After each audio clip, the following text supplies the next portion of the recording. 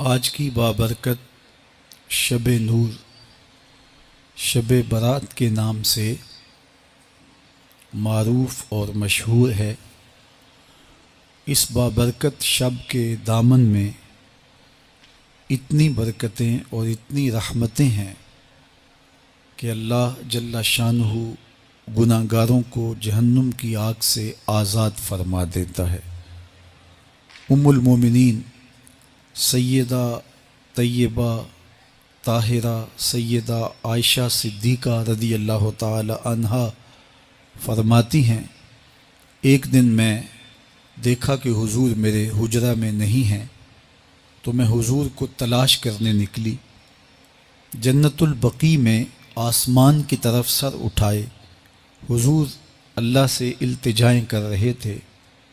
مجھے دیکھا تو ارشاد فرمایا، عائشہ کیا تم نے یہ سمجھا کہ اللہ کا رسول تم سے زیادتی کرے گا؟ فرماتی ہیں میں نے عرض کی، یا رسول اللہ صلی اللہ علیہ وسلم، میں یہ سمجھا شاید آپ کسی زوجائے محترمہ کے حجرہ میں تشریف لے گئے ہیں۔ فرمایا آج لیلۃ النصف من شعبان، شعبان کی 15ویں رات ہے، درمیانی شب ہے۔ اس رات کو اللہ تعالی جل شانہ آسمان دنیا پہ نزول اجلال فرماتا ہے اور قبیلہ بنو کلب کی بکریوں کے بالوں سے زیادہ لوگوں کو جہنم کی آگ سے آزاد کر دیتا ہے۔ قبیلہ بنو کلب عرب کا بہت بڑا قبیلہ تھا جو بھیڑ بکریاں پالتے تھے، اور لاکھوں کی تعداد میں ان کی بکریوں اور بھیڑوں کے ریوڑ تھے۔ تو اس قبیلے کی بکریوں کے بالوں سے بھی زیادہ گناہ گاروں کو جہنم کی آگ سے آزاد کر دیا جاتا ہے۔ تو یہ وہ بابرکت شب رحمت ہے، شب نور ہے، جس کے دامن میں اتنی برکتیں ہیں کہ کوئی محروم نہیں رہتا۔ صرف وہ بد نصیب لوگ جو شرک میں مبتلا ہیں، جو سخت کینہ پرور ہیں، جو قطع رحمی کرتے ہیں، قاتل ہیں، عادی شرابی یا بدکار ہیں، انہیں اس مبارک رات میں محروم رکھا جاتا ہے، ورنہ اللہ کی رحمتوں کا عموم اس بابرکت راتوں میں اس قدر ہوتا ہے کہ کوئی گناہ گار جو اس کے حضور ہاتھ دعا کے لیے اٹھاتا ہے اور اپنا دامن پھیلا کے اس کی رحمتیں مانگتا ہے، اسے محروم نہیں رکھا جاتا، بلکہ اللہ سب گناہ گاروں کو جہنم کی آگ سے آزاد کر دیتا ہے۔ ایک روایت میں آتا ہے کہ اللہ لیلۃ النصف من شعبان، شعبان کی 15ویں رات کو آسمان دنیا پہ اپنی رحمتوں سے جلوہ گر ہوتا ہے اور فرماتا ہے کوئی رزق مانگنے والا، میں اس کی جھولیاں بھر دوں، ہے کوئی مغفرت طلب کرنے والا، میں اس کے گناہ معاف کر دوں، ہے کوئی مجھ سے عافیت مانگنے والا، میں اس کو عافیتوں سے نواز دوں، ہے کوئی فلاں چیز مانگنے والا، ہے کوئی فلاں چیز مانگنے والا۔ اس کی رحمتیں آواز دیتی ہیں، اور یہ آواز غروب آفتاب سے لے کر کے طلوع فجر تک مسلسل بندوں کو دی جاتی ہے، اور بندے اس کے حضور اگر دست طلب دراز کریں، اپنی جھولی پھیلائیں، تو اللہ تعالیٰ ان کو ان کے مانگنے سے بھی زیادہ عطا فرماتا ہے۔ اس امت کو اللہ تعالیٰ نے اس طرح کی راتیں دے کر کے مغفرت، بخشش، غفران اور رحمتوں کی فراوانی نصیب کی ہے۔ میرے حضور نے ارشاد فرمایا، ایک شخص صبح سے لے کے ظہر تک مزدوری کرتا ہے، اس کو ایک قیرات ملتا ہے۔ ایک ظہر سے لے کر عصر تک مزدوری کرتا ہے، اس کا وقت تھوڑا ہے لیکن اس کو بھی ایک قیرات ملتا ہے۔ اور تیسرا شخص عصر سے لے کر مغرب تک مزدوری کرتا ہے، اس کو 2 قیرات ملتے ہیں، جبکہ اس کا وقت دونوں سے کم ہے۔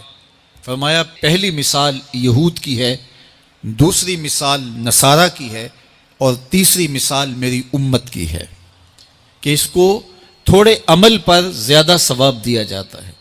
تو یہود اور نصارہ نے اس پہ برا منایا تو حضور علیہ السلام نے فرمایا کہ اللہ نے ان کے اجر میں تو کمی نہیں کی، لیکن مسلمانوں کو زیادہ اجر دے دیا، تو یہ اس کی کرم نوازی ہے۔ تو یہ تھوڑے وقت کی عبادتیں اور چند راتوں کی بیداری اور مخصوص اوقات میں اللہ کے حضور عبادت و ریاضت ایک گناہ گار کو کہاں سے کہاں تک پہنچا دیتی ہے، اس کے گناہوں کی معافی کا ذریعہ بھی بنتی ہے اور درجات کی بلندی کا سبب بھی۔ دیکھیے لیلۃ القدر ایک رات 1000 مہینے کی عبادتوں سے بہتر قرار پاتی ہے۔ اسی طرح دیگر مواقع ہیں کہ اللہ تعالیٰ اس امت کے لیے رکھے ہیں، رحمت رب بہانہ می طلب، اور یوں بھی پڑھا گیا رحمت رب بہانہ می طلب۔ اس کی رحمتیں قیمت نہیں مانگتی اور اس کی رحمتیں بہانہ تلاش کرتی ہیں، تو وہ اپنے بندوں کو بخشنے پہ آمادہ ہے اگر وہ اپنا دامن طلب پھیلائیں۔ قرآن مجید میں ایک مقام دیکھیے کتنا دل آویز ہے، فرمایا ما یفعل اللہ بعذابکم، اللہ تمہیں عذاب دے کے کیا کرے گا؟ اس کی یہ چاہت نہیں ہے کہ تمہیں عذاب میں مبتلا کرے، اس کی چاہت یہ ہے کہ تم اس کی چوکھٹ پہ آؤ، جھولی پھیلاؤ، اس سے خیرات اور رحمت مانگو، اور وہ تمہارے ماضی کے سارے گناہ معاف کر کے، ساری غلطیاں معاف کر کے تمہیں اپنی رحمتوں سے مالا مال فرما دے۔ تو وہ بندوں کو بخشنے پہ، بندوں کی مغفرت کرنے پہ آمادہ ہے اور اس کی رحمتیں بہانے تلاش کرتی ہیں۔ اللہ اکبر۔ اور دوسری جانب اس کے بندے، اس کے مملوک، اس کی مخلوق، اور مخلوق کی گناہ گار اور نیکوکار اس کی رحمتوں کے طالب ہوتے ہیں، بلکہ وہ گناہ کرنے کے بعد جب معافی مانگتے ہیں تو اللہ کو یہ معافی بہت پسند ہے۔ معافی مانگنا، اس کے حضور اپنے دامن کو پھیلانا، وہ اس کو بہت زیادہ محبوب ہے۔ انسان کی فطرت کے اندر گناہ رکھا گیا ہے۔ آگ، ہوا، مٹی، پانی، یہ ان 4 چیزوں کا مرکب ہے۔ اس کے جو عناصر ہیں اس میں کبھی اعتدال قائم نہیں رہتا اور اس سے گناہ سرزد ہو جاتے ہیں۔ گناہ کرنے کے بعد بندے کا اس گناہ پہ اصرار کرنا، اڑ جانا، ضد کرنا، توبہ نہ کرنا، اللہ کو یہ پسند نہیں۔ لیکن اگر اس سے گناہ سرزد ہو جائے تو پھر وہ توبہ کر لے تو اللہ کو یہ بہت زیادہ پسند ہے۔ جو اس سے ہو سکے نیکی وہ اللہ کے حضور پیش کرے، لیکن اس کے اندر جو شر رکھی گئی ہے، اس کے اندر جو قوتیں گناہ کی رکھی گئی ہیں، اس سے اگر اس سے گناہ سرزد ہو جائے تو پھر وہ اللہ سے توبہ کرے، اللہ کی طرف رجوع کرے، تو اللہ اس کی توبہ کو نہ صرف قبول کرتا ہے بلکہ اس کے گناہوں کو معاف کرتا ہے اور گناہوں کو بدل کے نیکیوں میں تبدیل کر دیتا ہے۔ جب گناہ نیکیوں میں تبدیل ہو گئے تو جتنا بڑا گناہ گار تھا اتنا بڑا نیکوکار ہو گیا۔ حضرت سیدنا عمر رضی اللہ تعالیٰ عنہ بازار میں جا رہے تھے تو ایک شرابی نے ہاتھ میں بوتل پکڑی تھی شراب کی، تو حضرت عمر ہاتھ میں درہ رکھتے تھے اور آپ کا جاہ و جلال دیتنیت ہوتا، تو جو ہی حضرت عمر رضی اللہ تعالیٰ عنہ کو اس نے دیکھا تو ڈر گیا اور دل ہی دل میں کہا اے اللہ آج عمر کے قہر سے بچا لے، میں تیری بارگاہ میں سچی توبہ کرتا ہوں، اور جلدی سے شراب کو بغل میں چھپا لیا۔ اتنے میں حضرت عمر سر پہ پہنچ گئے اور گرج کر کڑک کے کہا کہ یہ تیری بغل میں کیا ہے؟ چونکہ اس کو بوتل چھپاتے دیکھا تھا تو وہ ڈر گیا اور ڈرتے ڈرتے کہنے لگا حضرت یہ سرکہ ہے۔ اب تھی تو شراب، لیکن ڈرتے ہوئے بولا حضرت سرکہ ہے۔ تو حضرت عمر نے کہا نکال۔ جب نکالا تو شراب نہیں تھی، واقعی سرکہ بن چکا تھا۔ تو جب اللہ کے حضور کوئی توبہ کرتا ہے اللہ اس کے گناہوں کو بدل کے نیکیوں میں تبدیل کر دیتا ہے۔ حدیث پاک میں آتا ہے کہ قیامت کے دن اللہ ایک شخص کو کہے گا کہ اپنا نامہ اعمال پڑھ، تو وہ نامہ اعمال پڑھنے لگ جائے گا، تو نامہ اعمال کے اندر چھوٹے گناہ بھی ہوں گے، بڑے گناہ بھی ہوں گے، تو اللہ سے حیا کرتے ہوئے، شرم کرتے ہوئے وہ بڑے بڑے گناہوں کو چھوڑتا جائے گا اور چھوٹے چھوٹے گناہوں کو پڑھتا رہے گا۔ جب وہ سارے گناہ پڑھ چکے گا اور کتاب ختم ہوگی تو اللہ تعالیٰ اسے فرمائے گا، میرے بندے تو نے یہ جتنے گناہ پڑھے ہیں میں نے سب کو بدل کے نیکیوں میں تبدیل کر دیا۔ تو بندہ کہے گا، اللہ ابھی تو میرے بڑے بڑے گناہ رہتے ہیں جو میں نے پڑھے ہی نہیں۔ فَضَحِكَ النَّبِيُّ حَتَّى بَدَتْ أَنْيَابُهُ، حضور جب یہ بیان فرما رہے تھے تو حضور اتنا مسکرائے کہ صحابہ نے حضور کی داڑھیں دیکھ لی۔ تو پہلے وہ بڑے بڑے گناہ چھوڑے جا رہا تھا، لیکن جب اللہ فرمائے گا کہ میں تیرے گناہوں کو بدل کے نیکیوں میں تبدیل کر دیا تو وہ کہے گا ابھی تو بڑے بڑے گناہ رہتے ہیں جو میں نے ابھی پڑھے ہی نہیں۔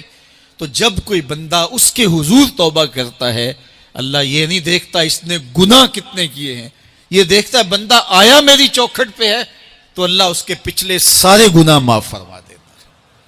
اللہ اکبر۔ میرے اور آپ کے آقا و مولا نے اللہ کے حضور توبہ کرنے اور اس پر اللہ کی خوشی اور اللہ کی خوشنودی کا ذکر کرتے ہوئے ایک مثال بیان فرمائی کہ ایک شخص صحرا میں سفر کر رہا تھا تو وہ ایک درخت کے نیچے دوپہر کاٹنے کے لیے، سستانے کے لیے رک گیا اور درخت کے ساتھ اپنے اونٹ کو باندھ دیا اور خود لیٹ گیا تاکہ دوپہر کاٹ لوں۔ تھوڑی دیر کے بعد جب اس کی آنکھ کھلی تو اس نے کیا دیکھا کہ اونٹ ماں ساز و سامان کے ساتھ غائب ہے۔ اب صحرا میں اونٹ کا گم ہو جانا گویا زندگی چلے جانے کے مترادف ہے۔ تو اس نے دائیں بائیں بھاگ دوڑ کے دیکھا کہ کہیں اونٹ کا نشان مل جائے، لیکن اونٹ کا نشان نہیں ملا۔ تا حد نظر کوئی انسانی آبادی نہیں۔ وہ بھاگا اور تھک ہار کے دوبارہ اسی درخت کے نیچے بیٹھ گیا اور پیاس سے ہلکان ہوا جا رہا تھا اور درخت کے ساتھ ٹیک لگا کے لیٹ گیا اور موت کا انتظار کرنے لگا۔ جن لوگوں نے صحرا کا سفر کیا ہے ان کو اس بات کا اندازہ ہوگا کہ کئی 100 میل تک انسانی آبادی ہی نہیں، اب نہ کچھ کھانے کے لیے بچا نہ کچھ پینے کے لیے بچا، اونٹ بھی غائب ہو گیا، توشہ بھی ساتھ ہی چلا گیا، تو اب ظاہر ہے سیدھی موت ہی نظر آ رہی ہے۔ تو وہ اس درخت کے ساتھ ٹیک لگا کے بیٹھ جاتا ہے اور موت کا منتظر ہوتا ہے۔ تھوڑی دیر کے بعد پھر اس کی دوبارہ آنکھ لگ جاتی ہے۔ جب دوبارہ آنکھ لگتی ہے تو تھوڑی دیر بعد پھر آنکھ کھلتی ہے۔ جب دوبارہ آنکھ کھلتی ہے تو دیکھتا ہے کہ اونٹ جو گما تھا ماں ساز و سامان کے اس کے پاس کھڑا ہے۔ تو صحرا میں اس حالت میں اونٹ کا مل جانا زندگی مل جانے کے مترادف ہے۔ تو وہ اتنا خوش ہوا کہ خوشی کی انتہا نہ رہی، بلکہ مسرتوں کے ہجوم میں درک گیا اور کہنے کیا لگا، اللہم انت عبدی وانا ربک، اے اللہ تو میرا بندہ اور میں تیرا رب۔ کہنا تو یہ تھا کہ تو میرا رب اور میں تیرا بندہ، لیکن مسرتوں کا ہجوم ہی اتنا تھا، خوشیوں کا ہجوم ہی اتنا تھا کہ زبان پہ قابو نہ رہا۔ کسی کے آنے سے ایسے ہوش اڑے ساقی کے، شراب سیخ پہ ڈالی اور بوتل میں کباب۔ کہنا یہ تھا اللہم انت ربی وانا عبدک، لیکن اس قدر خوش ہوا جب بھی تیری قربت کے امکان نظر آئے ہم اتنے خوش ہوئے کہ پریشان نظر آئے۔ تو کہنا یہ تھا کہ اے اللہ تو میرا رب اور میں تیرا بندہ، لیکن خوشیوں کے ہجوم میں وہ کہتا ہے اللہم انت عبدی وانا ربک، اے اللہ تو میرا بندہ اور میں تیرا رب۔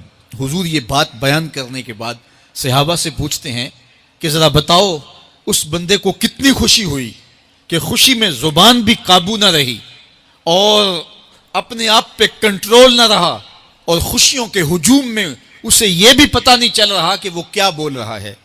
تو صحابہ نے عرض کی حضور بہت زیادہ اسے خوشی ہوئی۔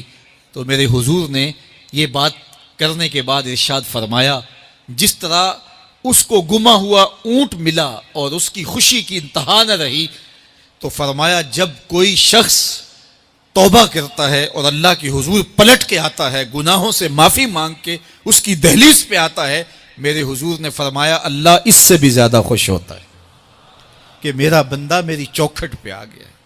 تو وہ یہ چاہتا نہیں کہ اپنے بندوں کو عذاب دوں، وہ خود آگ میں چھلانگے لگائے تو اس کی مرضی، اگر گناہ سرزد بھی ہو گیا ہے تو کوئی بات نہیں، معافی مانگ لی جائے.